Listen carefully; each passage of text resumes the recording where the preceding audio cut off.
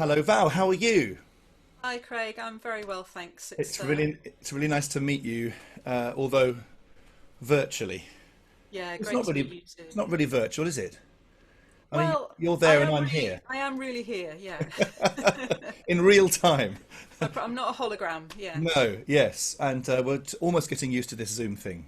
almost. It's nearly like real life, isn't it? I tend to think when I'm zooming with my choirs, I have this idea. I've decided to call them my flat mates, as in flat Oh, I mates. see. Very So good. yeah, So when you say choirs, that sounds like it's more than more than one, obviously. But how yeah. does that work out for the?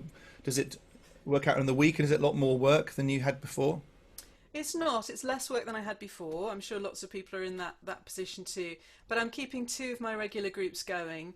And it's been lovely actually. It's been lovely for me to have that regularity and rhythm to the week and to see them, for them to see each other, So we all know it's not choir, No, the sound quality and all of those other issues, they're very frustrating. But it's lovely to see the communities that we've built still gathering and still finding some value in that, even in this medium. So absolutely. I'm enjoying it actually. That's the lovely thing about it, isn't it? Yeah. And how have you had to adapt the way you work for Well, the Zoom thing? it's interesting, isn't it? So the first session I did, I was exhausted at the end of it, absolutely exhausted. I thought, my goodness, this is the weirdest kind of teaching I've ever done. You can't read the room, you can't hear anything, you can't tell how they're feeling, and all those instinctive things that you do. It's like your antennae are out, aren't they, all the time? And I Yeah, felt like they were just running into brick walls. But gradually I've adapted. I've tried to make it more interactive, given them more space to give me feedback as we're going through.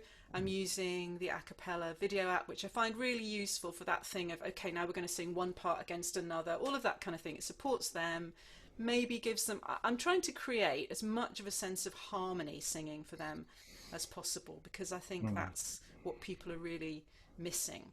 Um, so yeah, muddling through, learning all the time, but I'm actually quite enjoying the challenge of it now. absolutely. Well, you said a magic word there, the word harmony. Yeah. And I'm going to slightly reroute what I was going to do. I'm saying, so how can you look back in your life when you were young and remember your first maybe impression that harmony, A, was a thing, and B, how brilliant it could be? Did something happen Oh. to you when you were younger when you thought, oh, yes, I love the way that sounds. What's all that about? Yeah, well, I can think of two things really. One of the first songs that I ever remember hearing on the radio was the Carpenters singing "I'm on Top of the World." I've no idea. It would have been in the early '70s. I know, so I'm Yeah, not a nothing huge wrong with Carpenters that. fan, but Yes. tons of harmony in that, and I can remember Yes. sort of singing along with it and realizing that I wasn't singing the tune, I was singing some other bit of it, and that felt nice. So I can remember that feeling. Um, and I can remember a moment. So I'll backtrack a little bit. So I grew up in a house with lots of classical music going on. My mum taught the piano. My dad was a music teacher too, and there was lots of orchestral records played all the time. And then I can remember the moment when my dad played something else in the house, and it was Stevie Wonder's "Songs in the Key of Life." And I watched him kind of bopping around and sort of conducting it, and I kind of thought, Wow. wow, this is like a different kind of orchestra. And I loved hearing the brass parts and all just the incredible complexity of the rhythm and the texture that the rhythm and the harmony together made. And it just, So how I old don't know. would you have been then? Oh, I don't know. Songs in the Key of Life, is that 75, 77? I will have been, Well, let's eight, not probe something like too. that. Yeah, yeah. I think I was. Yeah, I mean, I was about 9 when I first. It was Sir Duke was on the in the Yeah, charts, and I yeah. remember just absolutely loving the sound world of it and the way the brass Oh, parts, those little pipey brass parts and the little yeah, falls and the little techniques yeah, and thinking that's absolutely. so cool and funky, but not knowing quite how to express it or Yeah, what to yeah. do with it. Yeah, exactly. And I hadn't heard, at that time, I hadn't heard a lot of music outside of the traditional kind of Western classical canon, if you like. I don't Okay. think I'd heard a lot. I mean, I'd listened to pop and stuff on the radio, but there wasn't. I probably wasn't by that age. I probably wasn't listening to music independently yet on my own. I was taking part in music. I was already playing instruments and things, but I don't think I'd heard Latin rhythms. African rhythms. I don't think I'd heard music like that before, Yeah. so it was fantastic. So was classical music, what you heard at home, was that your first impression of music, your very first experiences, was hearing a piano or something being played in Yeah, the it house? will have been. It will have been hearing a piano played, probably my dad playing. He played, several times a day. Um, and I used to really love sitting underneath the piano while he played. That's one of my earliest memories, actually. And he used to play things and kind of ask me what I thought they sounded like and what might be happening in the music and things Oh, like that. lovely. So he Yeah. gave you music appreciation I suppose that's lessons what he without was you even doing. realizing it when you were young. I suppose that's what he was doing, yeah. And we had a little thing, so he played. Okay, so I'm 52. I don't know if anyone else remembers this, but Andy Pandy used to be on the TV. It's one of those things which would be hilarious to look at now, little puppets. And there was a little song, Andy Pandy saying good night, and he used to play that on the piano, and that was my bedtime. So Oh, that's how how I knew it lovely. was bedtime. Yeah. Yes, our dad used to play us bedtime boogie woogie music from the Oh, piano. cool. That's Yeah, you lovely. could play four things, and one of them was boogie woogie. It was wonderful. Fab. So you said and mentioned earlier about you didn't have a sort of individual awareness of music. Well, you didn't have an individual way of playing music, but when you did you get a cassette player or something like that, or a CD player or a record player, and then you had your choice of music? When did that start to appear? Probably, I think when I was 10, I was given my own transistor radio. It was a little tiny little red Yes, thing. I And know. I absolutely did the classic thing of listening to it in the dark at night under the covers when I was supposed to be asleep. I listened to all sorts of things. I listened Guilty. to, well, lots of pop, lots of late night Radio 1, John Peel, all manner of things, really. Wow. And I When you were 10 just years old. loved it. Yeah, yeah, yeah. I Wow. just was Okay. fascinated by it. I mean, I used to try and tune into all sorts of different stations, actually. I loved the idea that there was sound coming from all over the place. And was there a record, a song, or a single that hit you in a different way when you thought, "Oh my Oh, goodness, I've got to find out what this is"? Because you well, I, come in halfway, if you listen to radio, you come in halfway through a song sometimes, don't you? Or you don't yeah, listen to what they're being introduced as. So you think, hang on a minute, yeah, that's different. What's that? yeah. Is there a record that you can pin Yeah, back? well, there was a standout moment that where I remember thinking, I have to know what that is. And it was My Old Man by Joni Mitchell. So obviously at the time that was already an old record, an oldie, a Yes. golden oldie. But I just remember this is amazing. It just like didn't go where I was expecting it to go. And I just thought I have to know what that is. Oh, Yeah, so so that that caught was your ear. So that way of that journey in music, that way of not being predictable, has that been something that you've latched onto and enjoyed in your later musical life? yes, it is. So I really like particularly the way an unexpected harmony can take you somewhere else. Um, yeah, I've always loved that, and it's always been something that's drawn my ear.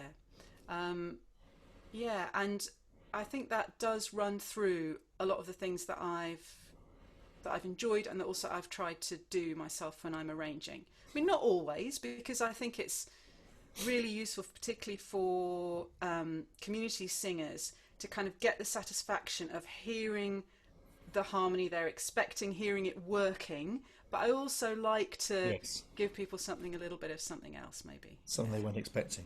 That's brilliant. So we got to school, and was there somebody at school that you resonated with on a musical level?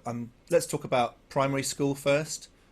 Um, Was there any musical experiences at that age, kind of sort of 10, 11, 12, that have stayed with you, or was it later in life that it all got no, I evolved? mean, it was kind of, I kind of don't, I grew up in a musical home, so I kind of don't remember there not being music, Right. um, by the time I went to primary school, I was already playing the violin, which I started quite young. So I can remember being in school orchestra at primary school. I was living in Durham at the time. Um, Something I do remember actually is that we used to be entered, that the school orchestra used to be entered for competitions in concert, which at the time was famous for its steelworks, which then closed down. But there was a competition, the Concert Music Festival, and all the local schools in the region would enter into it. And I can remember when our school orchestra won that competition, how exciting that was. But I suppose what really stays with me about that is, wow, this was a very industrial area, not in any way a kind of middle class or posh area, and they had this really important music festival at the heart of this small town. You know, what a fantastic thing, and maybe we've lost a little bit of that now. Yeah. But yeah, certainly a lot of the traditions around that region of Where was that? miners' bands, collier bands, Durham in the northeast. So we Okay, yeah. lived in Durham, and then later I lived in Newcastle. So Right, you wow. used to get the fantastic colliery bands, amazing standard of music, and a real sense that everybody could be involved in music. Oh, Yeah. that's wonderful. So your music, so a lot of music obviously happened at home, which is brilliant. Yeah. But you obviously had to bring it into your education at some point. Was there an O level or a GCSE or A level I did course you get went O down? levels. Yeah, I O did level. do. Remember those folks? Yeah, I did O level music. What they I are? didn't do A level music actually, and I did have a sort of turn in my musical life at that point. So, violin lessons, grades, orchestras, choirs, all that stuff was going on. And there was a moment when something shifted for me, which was really important, and it was about.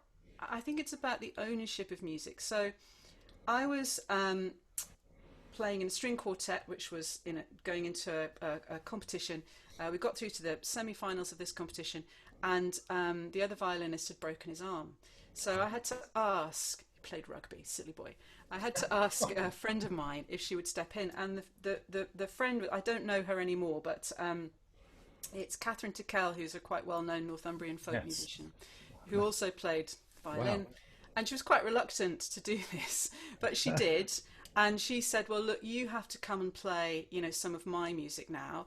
And I went and hung out with her, and in her kitchen, she tried to teach me my first ever folk fiddle tune. And I was like, okay, where's the music? She's saying, there isn't any music. I'm just going to play it, and you're going to play it. So, but can't I have the dots? Well, let me write it down. No, just listen, she said. So she played it. I played a phrase, whatever, and then she played it again. I said, oh, hang on, you've done something different there. And she went, what, have I? I said, yeah, you've done a turn, you've done something, you've played a turn. Where does that go? She said, oh, it just goes wherever you feel like. Just do it when you feel like. I'm like, what? Do it when you feel like it? No way. So it introduced me to oral learning. It introduced me to the idea that you could own the music and express it the way you wanted to do it, rather than necessarily just replicating what you were told to do. And it was a complete eye-opener to me how I struggled to play a very simple tune without the sheet music in front of me. Yeah. You couldn't have really had maybe a better teacher for your very first experience. That's lucky. Very lucky. I was really one lucky. of the world's leading folk musicians, just and, right and, there. Yeah, and we don't know each other nowadays, but obviously she's Right. really successful. But yeah, it opened up a whole new world of music to me, which I hadn't really been in contact with before, and which I then sort of pursued a lot more, and I've really enjoyed. Yeah. That's really fascinating. Thank you. So I would say that's after that. How old have you been then? What sort of 17, 18. 17, 18. So beyond that, when you leave school, what's the next stage for you? And is there music well, involved in that? Yeah, I didn't study music actually. So after university, I continued sort of playing a little bit with people through university, and after university, I kind of was interested in other types of music. So I joined a tea dance band, which was fantastic, hilarious. I was still playing the violin. Playing fiddle, yeah. Learnt to dance. That was fun as well. And I was playing sort of Cole Porter, anything goes, cheek to cheek, that sort of stuff, which was also great fun. And I started arranging for that band. So that was when I started really kind of getting into arranging a little bit, which was really good. It helped me to think a little bit about wind instruments, And things with strings. was there a vocalist there, or was it just instrumental? Yeah, there was a vocalist some of the right, time as well. So you had to work out so- how voices fitted in with instruments. Exactly, yeah. So that was quite interesting. And texturally, it was interesting as well. And the whole thing about leaving space for the melody, all of that kind of thing. So, Was this a hobby, a sideline? yeah, Or... it was still a side thing. Right. So what was and your then career becoming at this moment? Well, this is the key moment really. So I realised that I wanted to pursue this, wanted to do this all the time, and I got into a fantastic, brilliant community music training scheme. So I live in Sheffield now. I had just moved to Sheffield at the time, and there was a fantastic community arts department in the next borough, which is Rotherham, run by a really inspirational dancer, actually.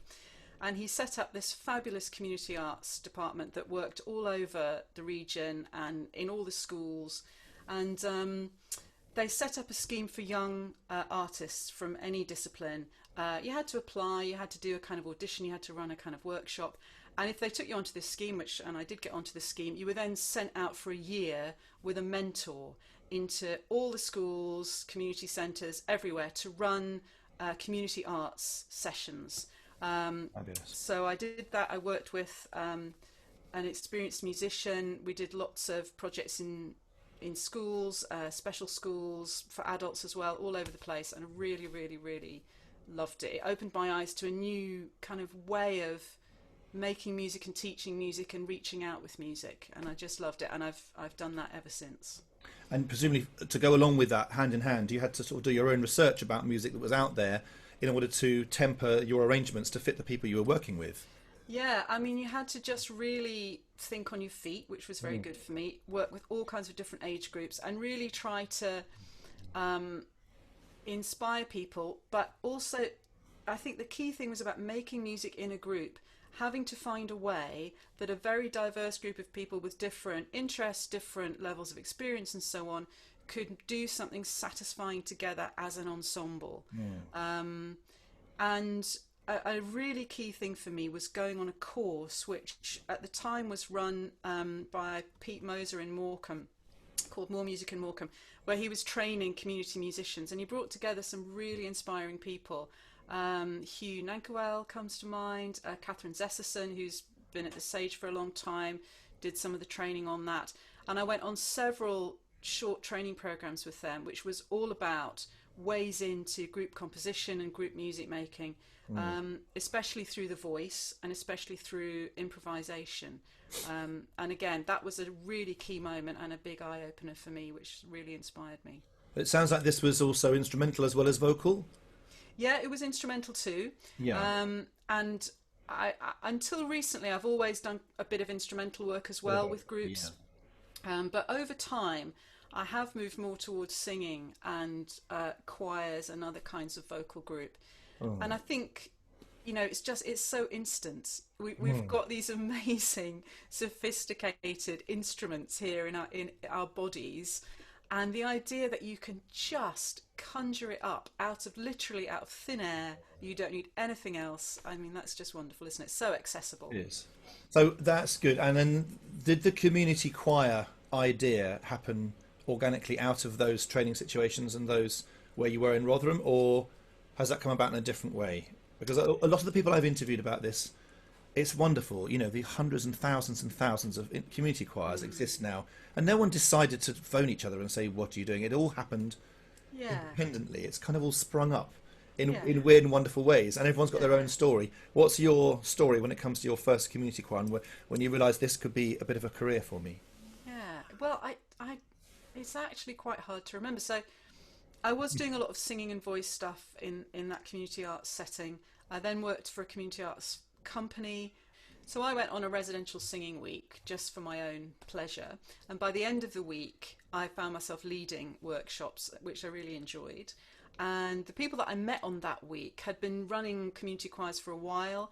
And some of them were members of the Natural Voice Network, of course, which I suspect has been mentioned by other people on the site. And so I joined up with that, and I started doing more and more vocal work just because it's so accessible, it's so easy for people to get into. And you know, if you're talking about community music, which is my starting point, wanting to involve people in music, then you know, using the voice is just a great way of doing it because it's really accessible. Yeah, it is. Now, you mentioned really quite early on in the interview about, you touched on your the ways you approach arranging, and that's my next fascinating kind of subject that I love talking about. Yeah. So is there anything you can sort of give us a little clue as to what makes you tick with arranging songs? What's your approach, and has it changed over the last few years? Well, I'm a bit of an arrangement nerd, you know, so when I'm listening, I mean, everyone loves a good tune, so do I, don't get me wrong, but I love the details. I love the punctuation in music. I love the textures in music. I love rhythm. And I love unusual harmonies, which I think I've said before. Or they don't even have to be unusual, but harmonies that just open you, that open the voice, that open the body, that open your ears. So I like to provide something that is fun for everybody to sing. I want people to be interested in the inner workings, like I'm interested in the inner workings. So I'll quite often share the tune out, phrase by phrase. I try to make sure everybody's got a really nice singable line, and I really like the harmonies to come through. I like rich harmonies. Yeah. Does that answer your question? I don't know. You can ask me another. Yes, it kind of does. And let's ask you, what are you arranging at the moment? Have you got anything on the slab at the moment that is? Well, right now I'm actually working on some songs which are going to be part of a theatre piece, and it's going to be set in the kind of world of 1920s Paris. So at the moment I'm doing a lot of stuff like Paris cafe music, and that's where my head is. So kind of quite sort of cabaret style singing with not terribly much harmony in it. But what have I been arranging more recently? Well, things for my choir, one of my regular choirs. I've been doing a project with them where I've been asking them to choose songs which have really meant something to them or have been important to them. And that's been really great because it's led me to arrange some things that I would never have considered arranging. That's a great idea. Choirs.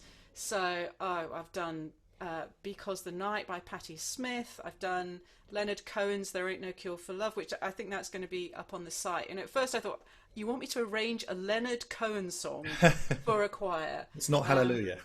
No, it's not. I promise it's not Hallelujah. But actually that was wonderful. Yeah.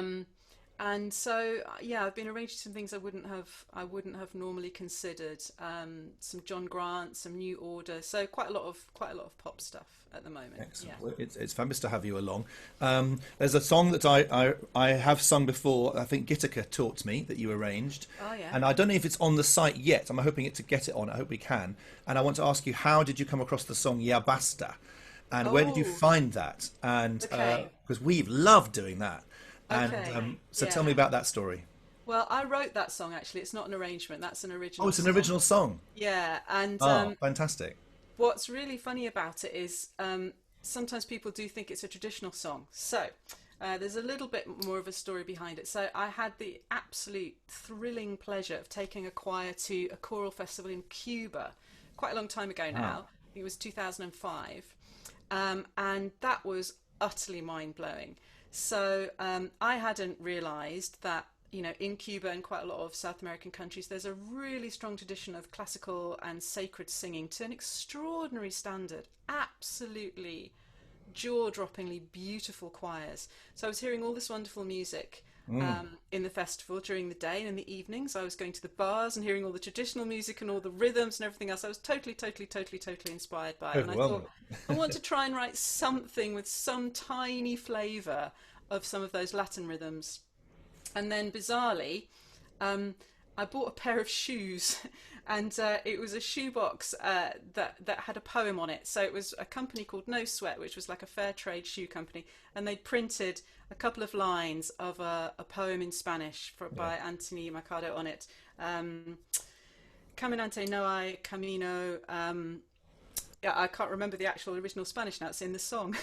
But I can sing it to you. Go on then, Craig. Well, if I sing the first line, you sing back. Okay. The refrain. So I go, Caminante no hay camino. Oh, se hace camino al andar. There we go.